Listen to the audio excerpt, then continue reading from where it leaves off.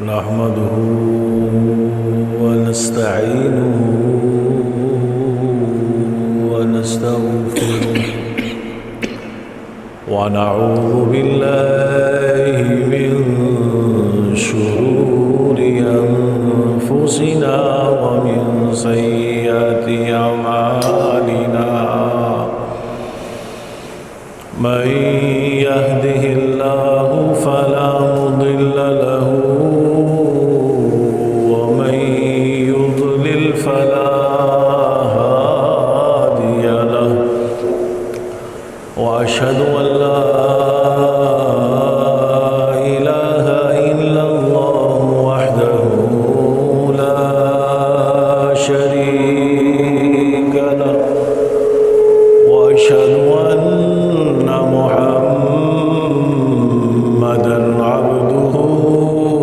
ورسوله أما بعد فإن خير الحديث كتاب الله وخير الهدي هدي محمد صلى الله عليه وسلم وشر الأمور محدثاتها وكل محدثة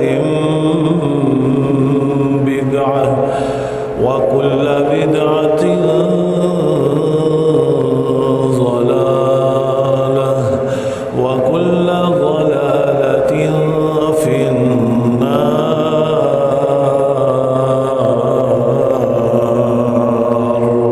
أعوذ بالله السميع العليم من الشيطان الرجيم من همزه ونفخه ونفثه. يا أيها الذين آمنوا اتقوا الله حق تقاته ولا تموتن إلا وأنتم مسلمون. يا أيها الناس اتقوا ربكم الذي خلقكم من نفس واحدة وخلق منها زوجها وبث منهما رجالا كثيرا ونساء واتقوا الله الذي تساءلون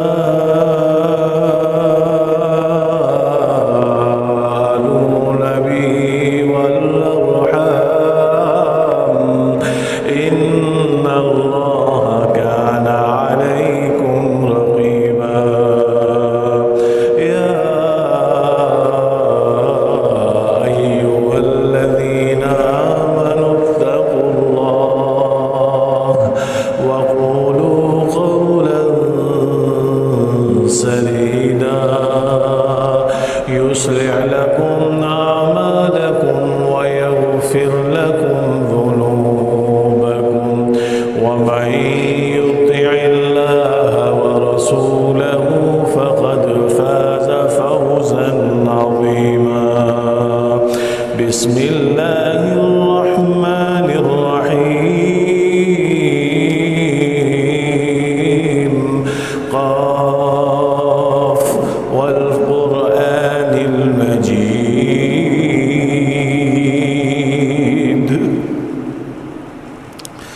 بل عجبوا أن جاءهم منذر منهم فقال الكافرون هذا شيء عجيب أإذا متنا وكنا ترابا ذلك رجع بعيد.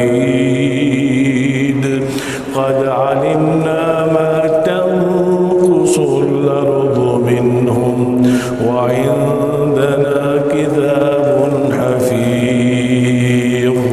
بل كذبوا بالحق لما جاءهم فهم في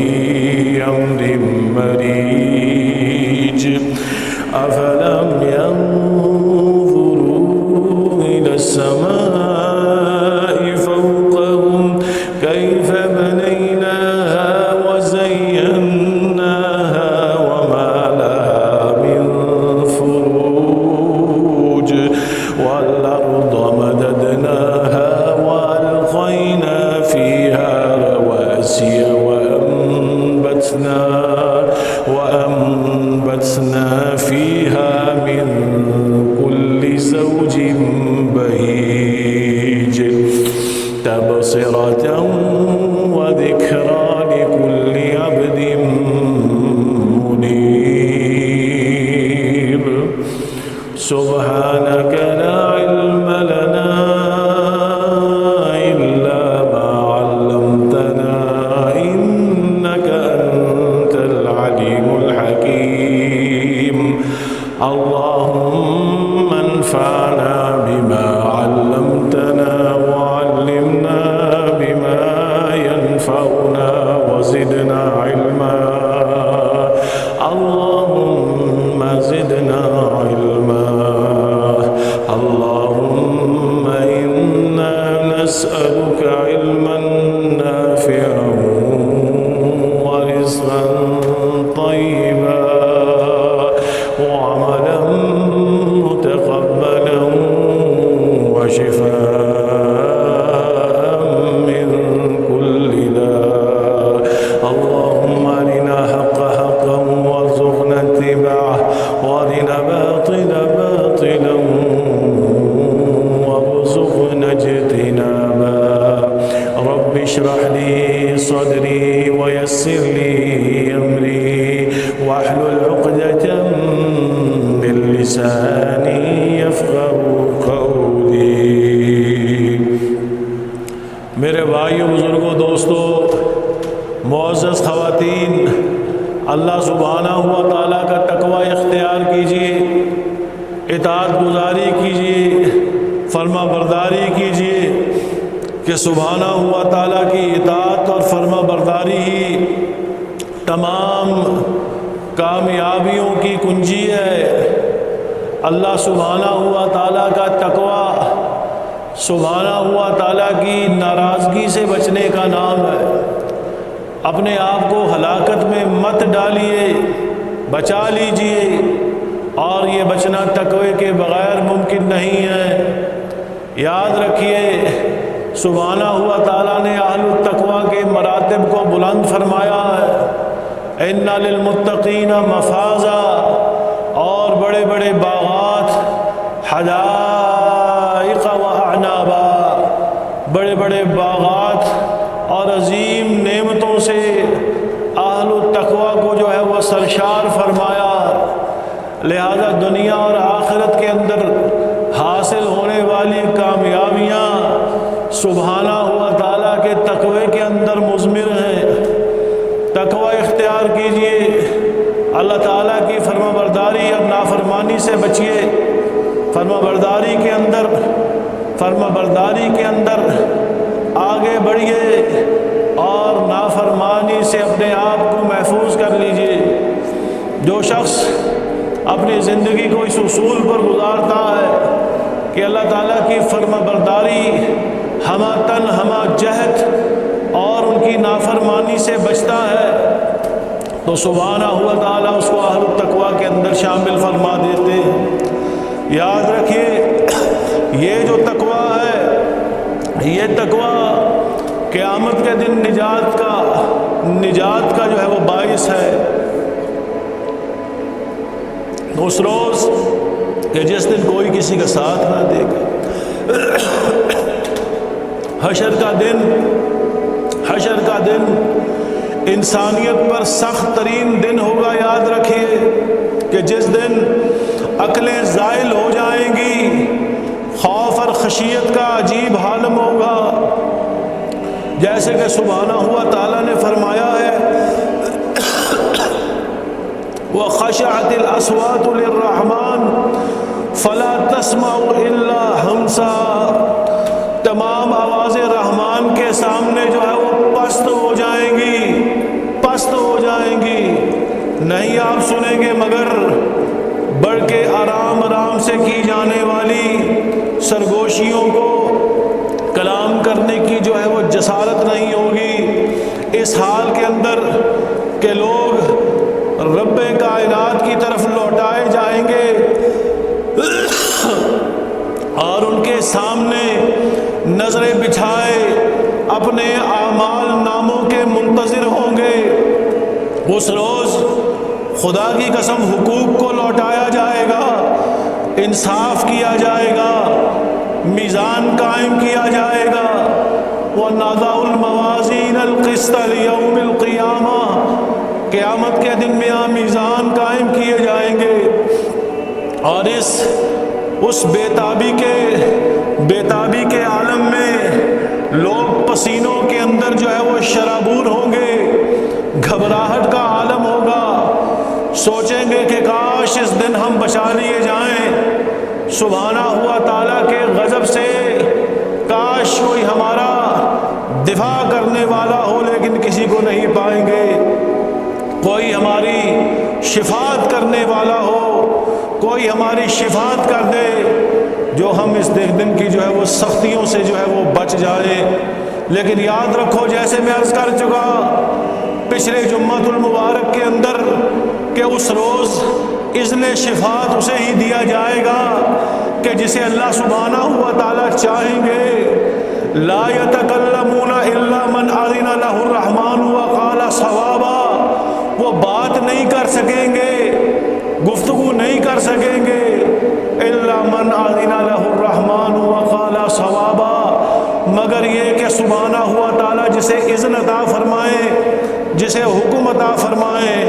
اور وہ بات بھی درست جو ہے وہ کہنے والا ہو۔ دوسری جگہ ارشاد فرمایا ہے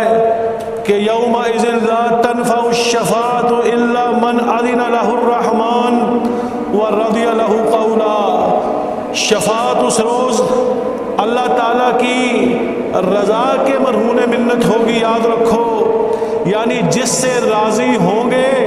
اسے اذن شفاعت دی جائے گی۔ یاد رکھو کہ کائنات میں ایک ہی وہ برگزیدہ بندے ہیں جنہیں ایک خاص شفاعت عطا کی جائے گی، ایک خاص شفاعت عطا کی جائے گی، اور اس برگزیدہ ہستی کو اس کا اذن اس دنیا کے اندر ہی جو ہے وہ دیا جا چکا ہے، اور وہ برگزیدہ شخصیت میرے بھائیوں، بزرگوں، دوستوں، اللہ سبحانہ ہوا تعالیٰ کے بندے، ان کے رسول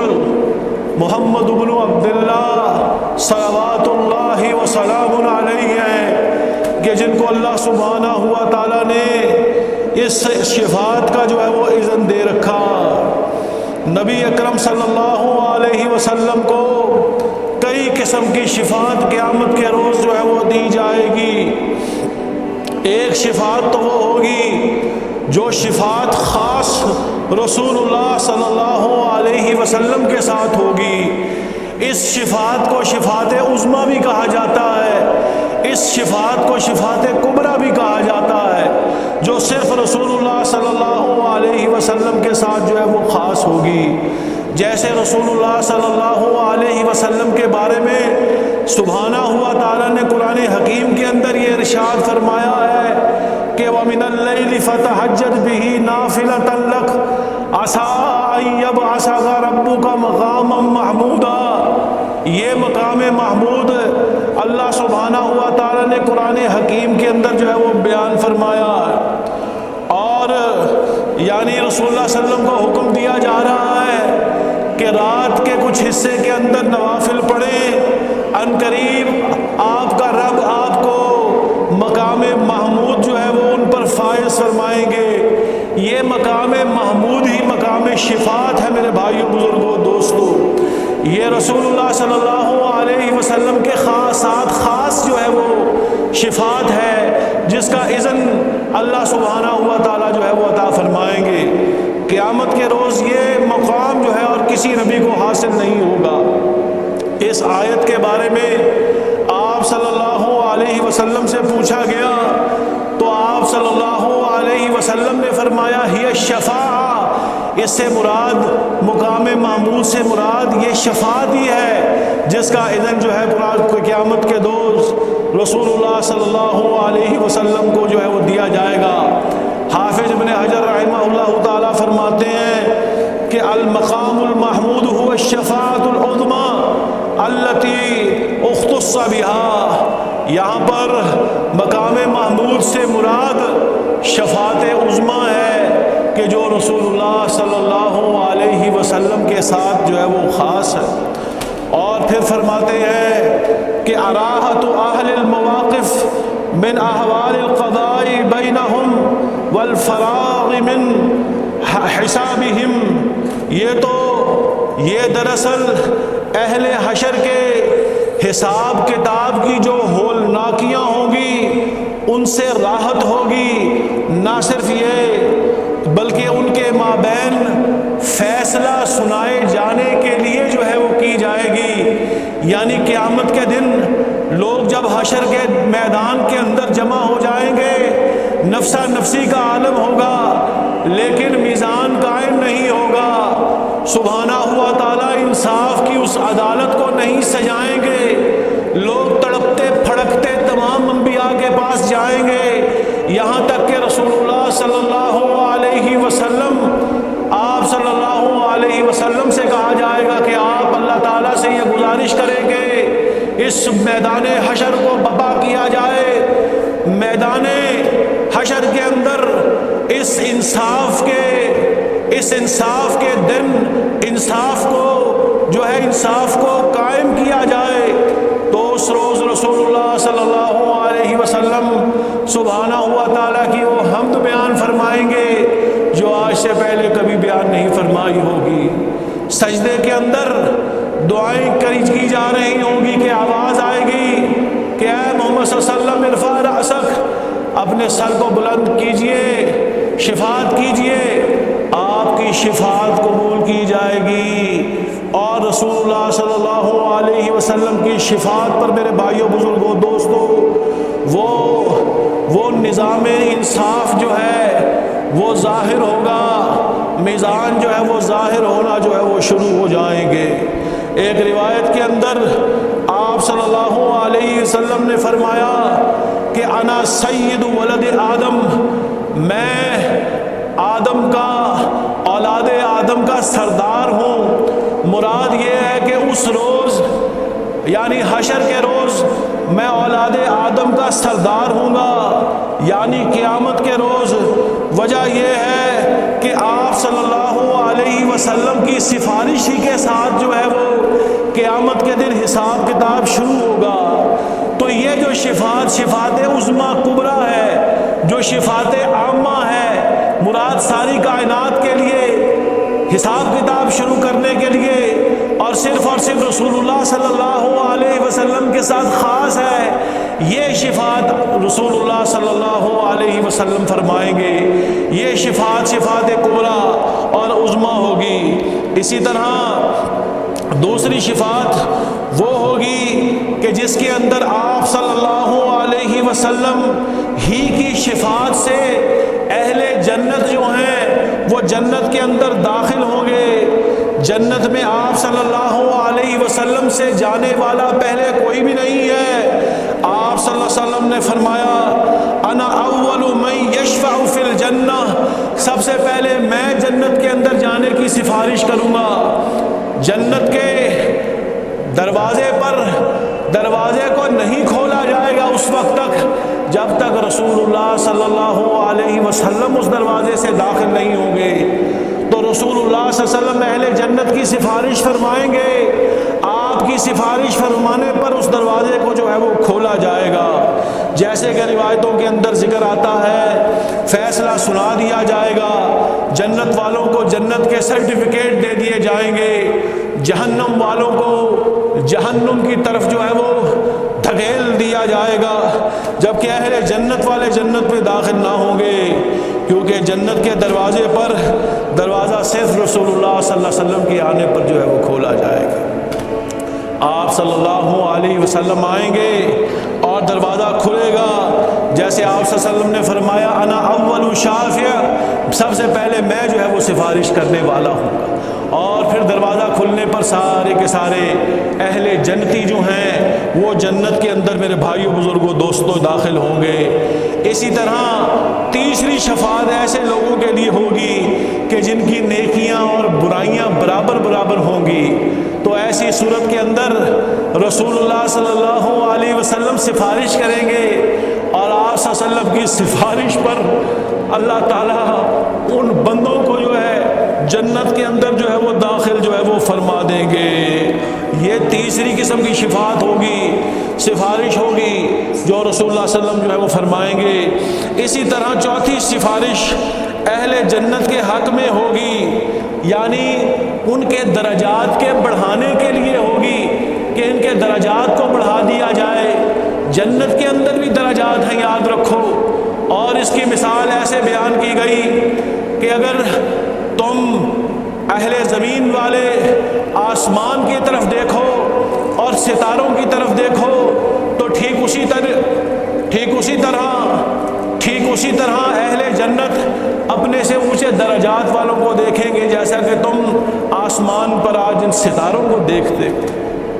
تو ان درجات کے لیے بھی آپ صلی اللہ علیہ وسلم جو ہیں وہ شفاعت فرمائیں گے، سفارش فرمائیں گے۔ اور جیسے کہ رسول اللہ صلی اللہ علیہ وسلم نے ابو سلمہ کے لیے دعا فرمائی تھی کہ اللہم اغفر لی ابی سلمہ وارفع درجتہ فی المہدیین، اے اللہ ابو سلمہ کی مغفرت فرما دیجئے اور ہدایت والوں میں اس کا جو ہے وہ اس کے درجات کو جو ہے وہ بلند فرما دیجئے۔ تو یہ سفارش رسول اللہ صلی اللہ علیہ وسلم جو ہے وہ فرمائیں گے۔ اسی طرح پانچویں شفاعت آپ صلی اللہ علیہ وسلم کی، پانچویں سفارش آپ صلی اللہ علیہ وسلم فرمائیں گے ان موحدین کی، ان اہل توحید کی کہ جو گناہ گار ہوں گے، گناہ گاروں کی سفارش جو ہے فرمائی جائے گی۔ نافرمانوں کی، یعنی وہ نافرمان جو موحدین اور اہل توحید ہوں گے اور اس وجہ سے ان کو جہنم کے اندر جو ہے وہ ڈالا جائے گا، لیکن آپ صلی اللہ علیہ وسلم کی سفارش سے جو ہے ان کو جنت سے، ان کو جہنم سے نکال کر جو ہے وہ جنت کا جو ہے وہ داخلہ جو ہے وہ دیا جائے گا۔ اسی طرح میرے بھائیوں، بزرگوں، دوستوں، چھٹی شفاعت رسول اللہ صلی اللہ علیہ وسلم اپنے چچا کے حق کے اندر جو ہے وہ فرمائیں گے، یعنی ابو طالب کے لیے فرمائیں گے۔ تو ان پر جو عذاب ہوگا اس عذاب کو جو ہے وہ ہلکا کر دیا جائے گا، جیسے کہ حدیث کے اندر بھی یہ بات آتی ہے کہ آپ صلی اللہ علیہ وسلم نے فرمایا لولا انا، اگر میں نہ ہوتا، لکان فی درک الاسفل من النار، تو وہ جہنم کے سب سے آخری درجے کے اندر جو ہے وہ ہوتے۔ تو رسول اللہ صلی اللہ علیہ وسلم کے اذن سے جو ہے وہ ان کے عذاب کے اندر جو ہے وہ کمی کر دی جائے گی۔ اسی طرح 7ویں نمبر کی شفاعت آپ صلی اللہ علیہ وسلم فرمائیں گے ایسے اہل توحید کے لیے کہ جو کبیرہ گناہ جو ہے کرنے والے ہوں گے اور ان کبیرہ گناہوں کی وجہ سے ان پر جہنم واجب ہو چکی ہوگی، تو آپ صلی اللہ علیہ وسلم ان کے لیے شفاعت فرمائیں گے، سفارش فرمائیں گے، یہاں تک کہ رسول اللہ صلی اللہ علیہ وسلم کی سفارش قبول ہو جائے گی اور ان کو جنت میں داخل کیا جائے گا۔ رسول اللہ صلی اللہ علیہ وسلم نے یہ خوشخبری فرمائی ہے کہ شفاعت لأہل الکبائر من امتی، میری شفاعت اس امت کے کبیرہ گناہ کرنے والوں کے لیے بھی ہے، یعنی اہل توحید، وہ اللہ تعالیٰ کی ہی عبادت کرنے والے، عقیدہ توحید پر چلنے والے، لیکن اس کے ساتھ ساتھ کبیرہ گناہ کرنے والے، ایسے لوگوں پر بھی جہنم واجب ہوگی، یاد رکھو۔ لیکن آپ صلی اللہ علیہ وسلم شفاعت فرمائیں گے اور اس شفاعت کی وجہ سے ان کو جنت کے اندر جو ہے وہ داخل کر دیا جائے گا۔ اسی طرح 8ویں شفاعت میرے بھائیوں بزرگوں وہ ہوگی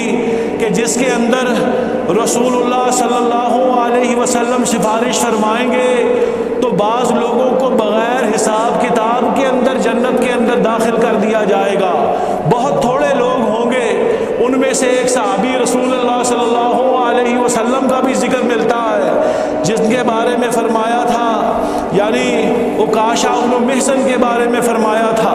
حدیث کے اندر، تو یعنی وہ بغیر حساب کتاب کے ان کو جو ہے جنت کے اندر داخل کر دیا جائے گا۔ اسی طرح میرے بھائیوں، بزرگوں، دوستوں، آپ نے دیکھا کہ رسول اللہ صلی اللہ علیہ وسلم کن کن موقعوں پر اللہ تعالیٰ کے فضل و کرم اور اذن سے ایسے بندوں کی جو ہے وہ سفارش فرمائیں گے۔ اسی طرح وہ لوگ کہ جن کی سفارش نہیں کی جائے گی یا سفارش کی جائے گی تو وہ سفارش قبول نہیں ہوگی وہ کون سے لوگ ہوں گے؟ سب سے پہلے جیسے کہ سبحانہ ہوا تعالیٰ نے ارشاد یہ فرمایا ہے، وہ لوگ کہ جو اللہ سبحانہ ہوا تعالیٰ کے ساتھ شرک کرنے والے ہیں، اللہ تعالیٰ کی عبادت کے اندر شریک ٹھہرانے والے ہیں، اسماء و صفات کے اندر اللہ تعالیٰ کے ساجی بنانے والے ہیں، اور نہ صرف یہ بلکہ اللہ تعالیٰ کی ربوبیت کے اندر مخلوق کو جو ہے وہ ساتھی بنانے والے ہیں۔ یہ لوگ میرے بھائیوں بزرگوں دوستوں اللہ تعالیٰ کے ساتھ شرک کرنے والے ہیں۔ عبادت چاہے رکوع ہو، سجود ہو، عبادت چاہے جو ہے وہ نظر و نیاز ہو، عبادت جو ہو وہ چاہے کسی کے لیے ذبح کرنا ہو، عبادت کی چاہے کیسی ہی نو کیوں نہ ہو، وہ صرف اور صرف اللہ سبحانہ ہوا تعالیٰ ہی کے لیے خاص ہے۔ تو ایسے لوگوں کے لیے کہ جو اللہ تعالیٰ کی عبادت کے اندر شرک کرتے ہوں گے، ان کی سفارش جو ہے وہ قبول نہیں کی جائے گی، ان کی سفارش نہیں ہوگی۔ فما تنفعهم شفاعت الشافعین، فما تنفعهم شفاعت الشافعین، ان شفاعت کرنے والے جو شفاعت کریں گے ان کی شفاعت جو ہے کوئی فائدہ نہیں دے گی، کوئی شفاعت ان کو فائدہ نہیں دے گی۔ کن لوگوں کو؟ ان لوگوں کو جنہوں نے اللہ تعالیٰ کے ساتھ شرک کیا ہوگا۔ دوسری جگہ فرمایا کہ مال الظالمین من حمیم ولا شفیع یطاع، ایسے لوگوں کے لیے کسی قسم کی کوئی شفاعت نہیں ہے میرے بھائیوں بزرگوں دوستوں۔ اسی طرح دوسری وہ قسم ہے جن کے بارے میں آپ صلی اللہ علیہ وسلم نے فرمایا، ظالم حکمران، ظلم کرنے والے حکمران، اپنی رعایا پر جبر کرنے والے حکمران، ایسے لوگوں کے لیے بھی سفارش نہیں کی جائے گی، اور اگر کی جائے گی تو وہ سفارش قبول نہیں ہوگی۔ جیسے کہ آپ صلی اللہ علیہ وسلم نے فرمایا کہ صنفان من امتی لن تنالہما شفاعتی، دو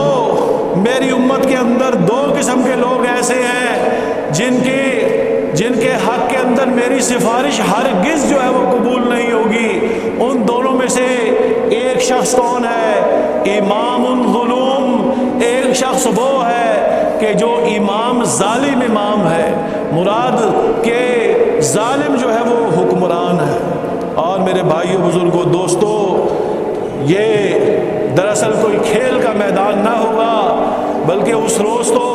ہر چیز کو انصاف کے جو ہے ترازو پر تولا جائے گا، اور یہاں تک کہ سینگوں والی بکری جو ہے وہ بغیر سینگوں والی بکری جس کو اس نے مارا ہوگا اسے بھی اس کا جو ہے وہ بدلہ دیا جائے گا۔ اس قدر انصاف جو ہے اللہ سبحانہ ہوا تعالیٰ فرمانے والے ہیں، ان اللہ یحب المقسطین۔ تو یہ وہ دن ہوگا یہ وہ دن ہوگا میرے بھائیوں بزرگوں دوستوں کہ جو ایسے لوگوں پر بڑا بھاری ہوگا کہ جو لوگ دنیا کے اندر تو عیاشی کرتے رہے، اپنی نفس کی شہوات کی غلامی کرتے رہے، اور رعایا ان کے ظلم کی چکی کے اندر پستی رہی، تو یاد رکھو وہ دن انصاف کا دن ہوگا جس دن ایسے لوگوں کے حق کے اندر نبی اکرم صلی اللہ علیہ وسلم جیسے برگزیدہ بندے کی شفاعت بھی قبول نہیں ہونے والی۔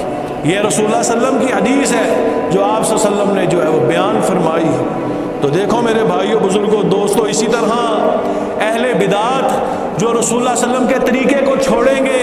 نت نئے طریقے جو ہیں وہ دین بنا لیں گے، بغیر تحقیق کے ہر چیز کو ماں باپ آبا و اجداد کی باتیں سمجھتے ہوئے دین کے ترازو میں رکھ کر ساری زندگی اس پر جو ہے وہ عمل بردار ہوں گے، ایسے لوگوں کے اعمال کو ان پر منہ پر دے مارا جائے گا۔ یاد رکھو سفارش تو دور کی بات ہے، اہل بدعت جب حوض پر جمع ہوں گے تو آپ صلی اللہ علیہ وسلم کو کہا جائے گا یہ وہی لوگ ہیں جنہوں نے آپ کے بعد من گھڑت چیزوں کو دین بنا لیا تھا، من گھڑت چیزوں کو عبادات کا جو ہے وہ درجہ جو ہے وہ دے دیا تھا۔ آپ صلی اللہ علیہ وسلم فرمائیں گے سحقن سحقن، دوری ہو ان کو حوض سے دور کر دیا جائے گا۔ آپ صلی اللہ علیہ وسلم کی شفاعت سے میرے بھائیوں بزرگوں محروم ہو جائیں گے وہ لوگ جو خود ساختہ چیزوں پر عمل کرنے والے تھے۔ تو اندازہ لگائیے اسی طرح وہ شخص بھی آپ صلی اللہ علیہ وسلم کی شفاعت سے محروم ہوگا کہ جو رسول اللہ صلی اللہ علیہ وسلم کی شفاعت کا انکار کرنے والا ہے کہ آپ صلی اللہ علیہ وسلم شفاعت نہیں کریں گے۔ ایسا شخص جو ہے، ایسے شخص کی بھی جو ہے وہ شفاعت میرے بھائیوں بزرگوں نہیں کی جائے گی۔ جیسے رسول اللہ صلی اللہ علیہ وسلم کی حدیث ہے، آپ صلی اللہ علیہ وسلم نے فرمایا من کذب بالشفاعۃ فلیس لہ فیہا نصیب، جس نے میری شفاعت کو جھٹلایا قیامت کے دن میری شفاعت کے اندر اس کا کوئی حصہ نہیں۔ تو یہ عقیدہ رکھنا کہ رسول اللہ صلی اللہ علیہ وسلم شفاعت فرمائیں گے، یہ حق عقیدہ ہے، اور کس کی فرمائیں گے یہ بھی حق عقیدہ ہے۔ اس کے اندر غلط چیزوں کو داخل کر دینا خدا کی قسم ایسا ہی ہے جیسے رسول اللہ صلی اللہ علیہ وسلم پر جھوٹ باندھنا۔ تو لہٰذا میرے بھائیوں بزرگوں دوستو دیکھ لو، یہ وہ امور ہیں جن پر آپ صلی اللہ علیہ وسلم امت مسلمہ کی سفارش فرمانے والے ہیں۔ لہذا دیکھو اپنی زندگیوں کے اندر اپنے اعمال کو کہ آیا کہ یہ ایسے ہیں کہ رسول اللہ صلی اللہ علیہ وسلم قیامت کے روز اپنے بندوں کی، اپنے ان ساتھیوں کی اللہ سبحانہ ہوا تعالیٰ کے اذن سے شفاعت فرمائیں گے۔ اللہ تعالیٰ ہم سب کو رسول اللہ صلی اللہ علیہ وسلم کی شفاعت کا جو ہے وہ مصداق بنائے۔ وآخر دعوانا ان الحمدللہ رب العالمین۔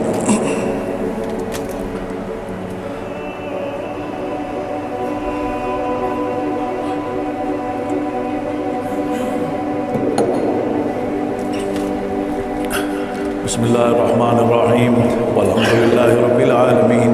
والصلاة والسلام علی اشرف الانبیاء والمرسلین نبینا محمد وعلی آلہ وصحبہ اجمعین۔ تو میرے بھائیوں بزرگوں دوستو یہ عمل کا میدان، یہ دار الامتحان ہے، وہ دار الجزا ہے، وہاں جزا ملنے والی ہے۔ یہاں پرکھا جا رہا ہے، دیکھا جا رہا ہے کہ تم میں سے کون ایسے اعمال کرتا ہے کہ بڑے بڑے انبیاء اٹھ کر یہ بات کہیں گے کہ او فلان ابن فلان، اللہ سبحانہ ہوا تعالیٰ کے اذن سے کہا جائے گا کہ یا اللہ یہ وہ بندہ ہے کہ جس نے اپنی زندگی کو عقیدہ توحید کے اوپر گزارا، یہ خطا کار تھا، گناہ گار تھا، آج جو ہے اس پر جہنم کا فیصلہ ہوا ہے، یا اللہ میرے حق میں اس بندے کی شفاعت کو قبول فرما دے۔ یہ رسول اللہ صلی اللہ علیہ وسلم سفارش فرمائیں گے، رسول اللہ سفارش فرمائیں گے یہ فلان ابن فلان ہے، یا اللہ آپ نے اس کو جنت کا یہ درجہ عطا فرمایا ہے، یا اللہ اس کو میرا ساتھ جنت الفردوس کے اندر جو ہے وہ عطا فرما دیجیے۔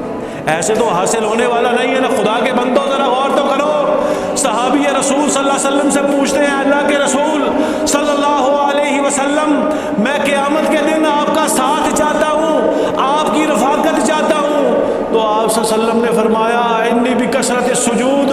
اور کثرت سجدوں سے میری پھر مدد کرو۔ اگر تم چاہتے ہو میرا ساتھ تو پھر اللہ تعالیٰ کی عبادت کے اندر اپنی زندگی کو گزارو۔ اور دیکھو سجدہ جو ہے یہ وہ عبادت ہے جس کے اندر ذلت اور انکساری کی انتہا ہو جاتی ہے۔ انسان اپنے ماں باپ کو بھی سجدہ نہیں کرتا، سجدہ ہے تو خالق کے لیے، مالک کے لیے، اور مراد یہ ہے کہ انسان سجدے تو کرے ہی، فرائض نوافل تو ہوں ہی، لیکن اس کی ساری زندگی اسی کیفیت سجدہ کے اندر گزرنے والی ہے۔ ہر جگہ اللہ تعالیٰ کے سجدے کی کیفیت کے ساتھ اس کی زندگی گزرنے والی ہو۔ تو یہاں پر آپ صلی اللہ علیہ وسلم جو ہے وہ سفارش فرمانے والے ہیں کہ اللہ اس کو میرا ساتھ جو ہے وہ عطا فرما دے۔ تو میرے بھائیوں بزرگوں دوستوں ان امور کو اختیار کرو،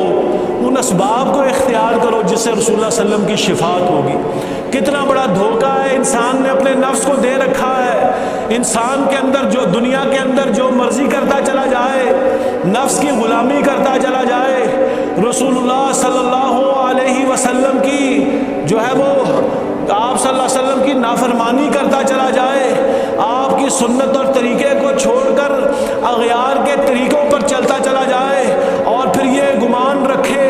کہ رسول اللہ صلی اللہ علیہ وسلم قیامت کے روز جو ہے وہ میری جو ہے وہ شفاعت کریں گے۔ خدا کی قسم دنیا میں اپنی ماں جو ہے وہ ایسی اولاد کی سفارش نہیں کرتی ہے، اس بیٹے کی سفارش نہیں کرتی ہے جس نے ساری زندگی اس کو جو ہے وہ رنج اور غم کے اندر مبتلا کر کے رکھا ہوتا،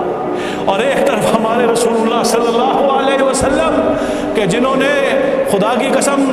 راتوں کے اندر امتوں کے لیے جو ہے وہ آنسو بہائے، حتی تفتر قدما، یہاں تک کہ پاؤں سوج کر اتنے موٹے موٹے ہو گئے، اور تم چلو اپنی خواہشات کی بستی میں تم جو ہے بجھاؤ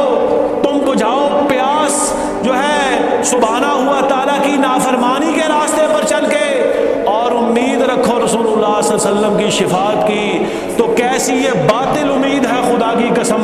کیسا یہ جھوٹ ہے کہ جو تم رسول اللہ صلی اللہ علیہ وسلم پر جو ہے وہ باندھ رہے ہو۔ رسول اللہ صلی اللہ علیہ وسلم نے تو بتایا ہے ان چیزوں سے سفارش ہوگی، ان چیزوں سے شفاعت ہوگی، جبکہ تم نے اپنی دنیا بسا رکھی ہے اور کہتے ہو کہ شفاعت ہوگی۔ کیسا گمان ہے جو تم نے رکھا ہوا، یہ تو انتہائی سنگین معاملہ ہے، سچا معاملہ ہے جس کے اندر اس کائنات کو سبحانہ ہوا تعالیٰ نے تخلیق فرمایا، اور ایک وقت معین تک اس کو جو ہے وہ انسانوں کے تابع فرمان کیا تاکہ دیکھیں لیبلوکم ایکم احسن عملا، تاکہ دیکھیں تم میں سے اچھے اعمال کرنے والا جو ہے وہ کون۔ اس لیے میرے بھائیو بزرگوں دوستو، ایسے اعمال اختیار کرو جس سے انسان کو وہ شفاعت حاصل ہوگی۔ انہی اسباب میں سے ایک سبب تلاوت قرآن ہے۔ آپ صلی اللہ علیہ وسلم نے فرمایا اقرأوا القرآن، قرآن حکیم کی تلاوت کیا کرو، فَإِنَّهُ يَأْتِي يَوْمَ الْقِيَامَةِ شَفِيعًا لِأَصْحَابِهِ۔ اور اللہ تعالیٰ کی کتاب کو کثرت سے پڑھا کرو، یہ اپنے پڑھنے والوں کے لیے سفارشی بن کر آئے گی، یہ سفارش کرے گی ہے کہ میرا فلان بندہ مجھے پڑھا کرتا تھا، ساری زندگی سب کچھ پڑھنا سیکھ لیا خدا کی قسم، لیکن اللہ تعالیٰ کی کتاب ہمیں پڑھنا نہ آئی۔ اللہ تعالیٰ کی کتاب کو پڑھنے کے اصول ہیں، ضوابط ہیں، قواعد ہیں۔ القرآن حجۃ لک و علیک، قرآن تو یا تیرے حق کے اندر حجت ہے، تیرے خلاف حجت ہے۔ خلاف کس کے ہے؟ جس نے ساری زندگی جو ہے وہ دنیا بازی کے اندر لگائی، جبکہ اللہ تعالیٰ کی کتاب کا کوئی حرف جو ہے اس کے منہ سے نکلنا مشکل ہے، نہ کبھی سیکھا، نہ کبھی بیٹھے، ولا دریتا ولا تلیتا، معلوم ہی نہیں ہے۔ تو لہذا یہاں فرمایا جا رہا ہے کہ پڑھو کتاب کو، پڑھو تاکہ یہ کتاب تمہارے لیے سفارشی بن جائے۔ اسی طرح میرے بھائیو بزرگوں دوستو، روزے رکھنا بھی جو ہے اس کے ذریعے سے بھی شفاعت ہوگی۔ آپ صلی اللہ علیہ وسلم کی حدیث ہے، آپ صلی اللہ علیہ وسلم نے فرمایا الصیام والقرآن یشفعان للعبد، روزے اور قرآن دونوں ہی جو ہیں قیامت کے روز اپنے بندے کے لیے سفارشی بنیں گے۔ تو یہ وہ باتیں ہیں جو تمہاری شفاعت کا سبب بننے والی ہیں، جن کا تم اپنی آنکھوں سے دیکھنے والے ہو۔ دیکھنا تو یہ ہے کہ آیا ان چیزوں پر عمل کرنے والا کون ہے۔ اسی طرح ایسی میت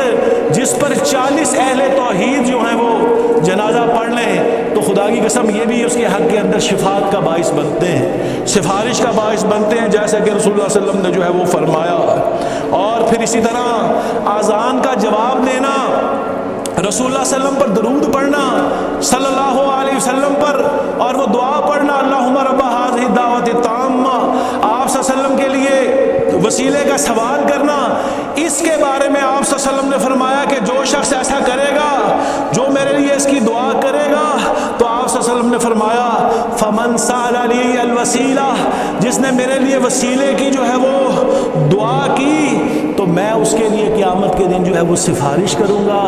اور اذان دن کے اندر 5 وقت ہوتی ہے، خدا کی قسم کتنا مشکل ہے اس دعا کو یاد کرنا، رسول اللہ صلی اللہ علیہ وسلم پر درود بھیجنا۔ یہاں بتایا جا رہا ہے، صحیح حدیث ہے کہ ایسے شخص کی جو ہے وہ شفاعت کریں گے آپ صلی اللہ علیہ وسلم، سفارش فرمائیں گے۔ اور اسی طرح شہید جو ہے وہ سفارش کرے گا،